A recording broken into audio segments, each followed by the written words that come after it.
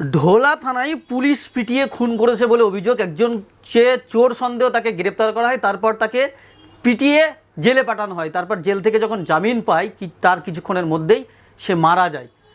তার পরিবারের লোকজন বলছে তাকে এমনভাবে অত্যাচার করেছে যার জন্য তার মৃত্যু হয়েছে। কি বলবেন এটা নিয়ে? দেখুন, এই যে পিটিয়ে হত্যা করার ঘটনা, আইন নিজের হাতে তুলে নেওয়ার ঘটনা পশ্চিমবঙ্গে বাড়ছে। আমাকে যদি এর বিশ্লেষণ করতে বলেন তাহলে আমি বলবো এর তিনটে কারণ। এক, রুল অফ ল অর্থাৎ আইনের শাসন না থাকা। দ্বিতীয় হচ্ছে কর্মসংস্থান না থাকা। তৃতীয় হচ্ছে শাসক দলের পৃষ্ঠপোষকতা থাকা। আপনি যদি প্রতিটি ক্ষেত্রে দেখেন, সে কি আড়িয়াদহ, সে কি মালদা চাঁচল, কি আপনি এই ঢোলার ক্ষেত্রে পুলিশের বিরুদ্ধে অভিযোগ,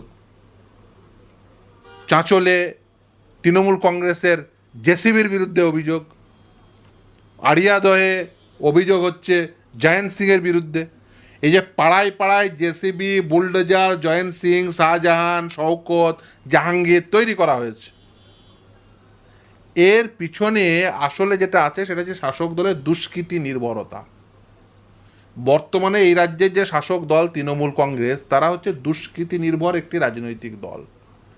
সেখানে দুই ধরনের মানুষ মূলত তারা নেতৃত্বের জায়গায় পৌঁছায়। এক হচ্ছে দুষ্কৃতি, আর না হলে হচ্ছে দুর্নীতিগ্রস্ত।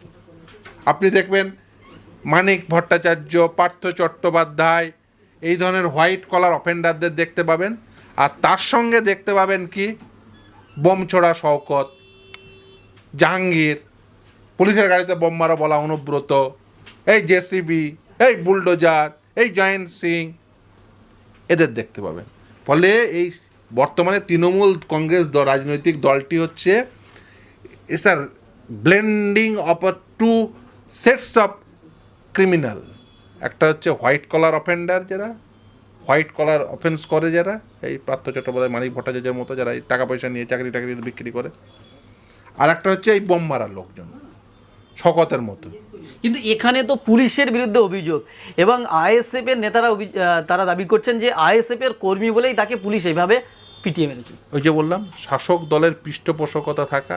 পুলিশ যে এই যে ধরুন শাসক দলের হয়ে কাজ করতে হবে, এখান থেকে ওই আইএসএফ কর্মীকে ধরুন মারছে, পিটিয়ে মারছে আইএসএফ কর্মীকে, পিটিয়ে মারা হচ্ছে সাধারণ মহিলাকে। ধরুন কে কার সঙ্গে সম্পর্ক রাখবে? এ কি শাসক দলের জেসিবি ঠিক করে দেবে? আমি যদি তর্কের খাতিরে ধরেও নিই দুজন মানুষের মধ্যে একটা সম্পর্ক আছে, শাসক দলের জেসিবি ঠিক করে দেবে কার সাথে কার সম্পর্ক থাকে? আর উল্টে এটা যাতে এই ধরনের সামাজিক ব্যাধি ছড়িয়ে পড়েছে, যাতে সেটা না আর কোনোভাবেই ঘটে, সেই জন্য যারা এটা মানুষকে ওয়াকিবহাল করার জন্য বর্তমান প্রশাসনের তারা চোখে ঠুলি পড়ে আছে, এটা দেখানোর জন্য যারা এই ঘটনাকে জনমানুষে আনতে চাইছেন, তাদের বিরুদ্ধেই মামলা করা হচ্ছে, তাদের বিরুদ্ধেই মিথ্যা মামলার প্রয়াস করা হচ্ছে।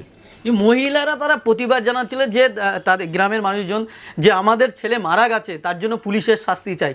যখন ঢোলা থানা ঘিরে তারা বিক্ষোভ দেখাচ্ছেন, পুলিশ তাদের বিরুদ্ধে লাঠিচার্জ করেছে, তাদেরকে মারধর, পুলিশ মহিলাদেরকে মারধর করছে দেখা যাচ্ছে ভিডিওতে। খুব স্বাভাবিক। পুলিশ তো চান এই ধরনের ঘটনাকে ধামাচাপা দিতে। পুলিশ কি করে? এই রাজ্যের পুলিশ দিয়ে পায় না। সেই পুলিশই আবার দেখবেন ওই মমতা বন্দ্যোপাধ্যায়ের বাড়িতে পুলিশের কর্তারা আর কি, তারা দেখবেন ওই পুজোর সময় বিশেষ এক পুজো হয়, সেখানে গিয়ে তারা খালি পেয়ে নাকি তারা সেই পুজোর তদারকি করেন। এই পুলিশকেই আবার তৃণমূলের ভয়ে টেবিলের তলায় লুকাতে দেখবেন। আবার সেই পুলিশই আবার লাঠি উঁচিয়ে ছুটে যাবে কার দিকে? যারা এই অন্যায়ের প্রতিবাদ করবে তাদের দিকে। ডিএ না পাওয়া পুলিশ, তৃণমূলের ভয়ে টেবিলের নিচে লুকানো পুলিশ, তারা বিরাট মহাপুরুষ হয়ে যায়, বিরাট বলে বলিয়ান হয়ে যায়। যখন কেউ কোনো মানুষ প্রতিবাদ করতে যায়, তাদের বিরুদ্ধে যখন লাঠি উঠিয়ে যেতে হয়, তখন তারা বিরাট বলে বলিয়ান হয়ে যায়। আসে কোথা থেকে? আসে একটাই কারণে, সেটা হচ্ছে শাসক দলের পৃষ্ঠপোষকতা করতে হবে। তুমি বিরুদ্ধে রাজনৈতিক দল করো, পিটিয়ে মারা হবে। আনিস খানের পর আবার একজন মুসলিম যুবককে পুলিশের বিরুদ্ধে পিটিয়ে খুন করার অভিযোগ। দেখুন, এদেরকে দিয়েই তো বোম মারিয়ে নেয় এই শওকত, জাহাঙ্গীর। এদিকে দিয়েই আবার সব বুথ দখলও হয়, আবার এদিকেই যখন প্রয়োজন হয় না তখন পিটিয়ে মারা হয়। আনিসকে ঠেলে ফেলে মেরে দিয়েছে, একে পিটিয়ে মেরে দিয়েছে। এর ন্যায্য বিচার হবেই।